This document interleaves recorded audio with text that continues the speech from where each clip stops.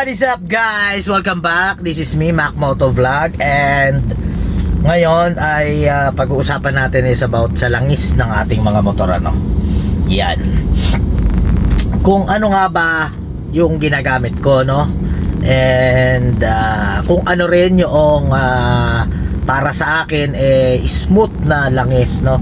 Kasi may factor din yung langis na yan eh. Yan. May ano rin yan sa performance ng ating mga motor, ano.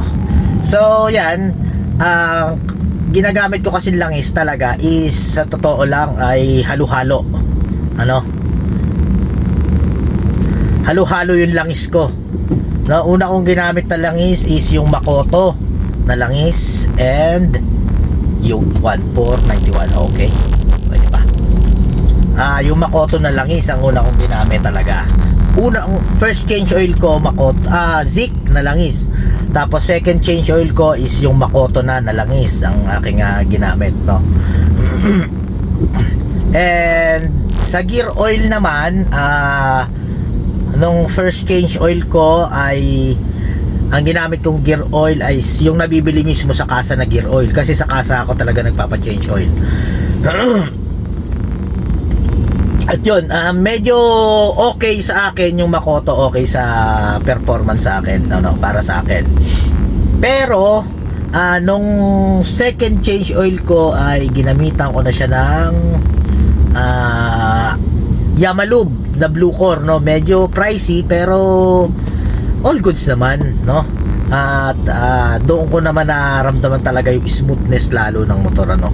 Ang ganda niyang humatak, basta masarap siyang dalhin, no, sa madalit sabi. At yun, simula nun yun na yung ginagamit kong langis hanggang sa may nagbigay sa akin ng Havolin na langis, ano. Sponsored lang naman yun, no. Alam mo na yun, pare, kung sino ka. Ayaw mo pabanggit ang pangalan eh. So yun, binigay niya sa akin yung Havolin na may kasama na rin yun na gear oil, no. Wag kang didikit. Yun.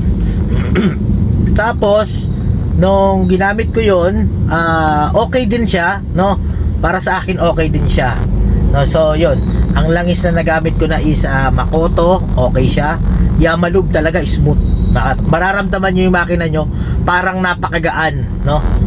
Tapos yung Havolin is, medyo hindi siya ganoong ka suabe parang yung Yamalube, pero all goods pa rin, no. Maganda pa rin yung performance ng motor natin, no. And after nun, nagpalit na naman ako, no. Bumalik ulit ako sa Yamalube. Tapos nagkita na naman kami nung aking kaibigan. Binigyan na naman niya ako nung Havolin na langis na may kasamang gear oil. Yun. At yun na yung ginamit ko ulit, ano. Yamalube ulit tayo. Ay, nag-ano ulit tayo.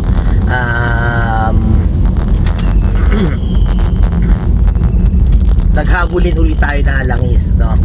At pagkatapos nun ay ngayon ang langis na sinubukan ko naman kay Amidamaru o sa motor natin, sa Samurai natin, is yung Mutol, no. At ngayon ay same sila ni Yamalube na Blue Core ng smoothness, no. Same na same silang dalawa. At yung ginamit ko naman sa kanya na gear oil is Yamalube. Syempre, Yamalube yung ginamit ko na gear oil. Yun. So, sa lahat ng langis na nagamit ko na, mai-recommend ko sa inyo, guys, kung kayo naman may budget, no, para sa inyong mga motor, diba? Syempre, kailangan natin magkaroon ng budget para dyan sa mga motor na yan. Mag-Yamalube kayo or Mutol, no. Pero kung kayo naman is yung medyo tight yung budget, no, hindi naman kalakihan, no, at medyo nagtitipid tayo kasi lalo na dadating yung Pasko,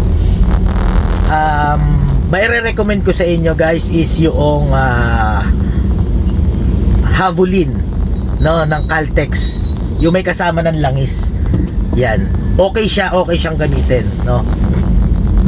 Ang difference nga lang ng Yamalube sa Havolin, si Yamalube is napakabilis niyang umitim, no. Mabilis umitim yung langis, unlike kay Havolin na after 1,000 kilometer na tinakbo ng motor ko, then nagpa-change oil ako. After ko magpa-change oil, medyo may kulay pa yung langis na lumalabas, no. Although hindi ko naman kasi siya ginagamit talaga ng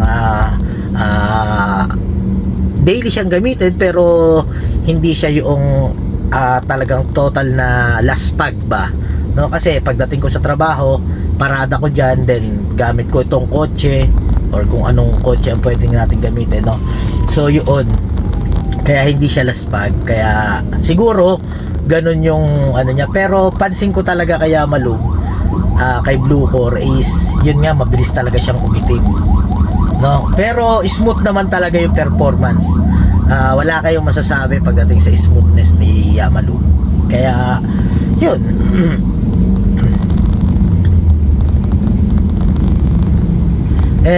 Nga pala, nagpapa-change oil ako is kay Jason dito sa Lagro, no.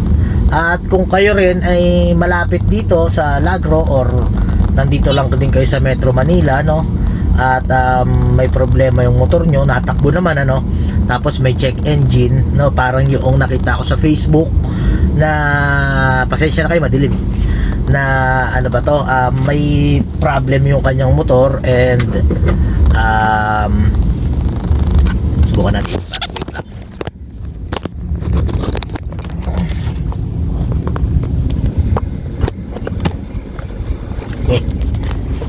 Baliktad. Yo. Hindi ka naman siguro malalaglag. Yan. Medyo madilim pa rin. Hayaan nyo na nga. Yun. Kailangan yung pang diagnostic tools, no. Yan, meron dito sa Lagro, ano, meron kay Jason. Syempre, may bayad 'yon, 'di ba? Kasi personal na tools ni Jason 'yun eh, no? And yun, bahala na kayo kung halimbawa may kailangan palitang pyesa at pasok naman sa warranty yung motor nyo, no? Bahala na kayo kung gusto nyo ipapasok sa warranty yung papalitan ninyo, no? So, yun lang ang masasabi ko, ano. So, 7 minutes na. At dito ko na lang muna tatapusin tong video na to, no. Yan, ang video na to ay tungkol sa mga langis-langis natin, ano, at sa gear oil. At yun nga, konting tips lang para sa inyo, no, na may mga check engine. So yun lang guys, dito lang muna tong video na to. At talaga nata-traffic na ako. Hanggang sa muli, this is me, Mac Moto Vlog, and Shala.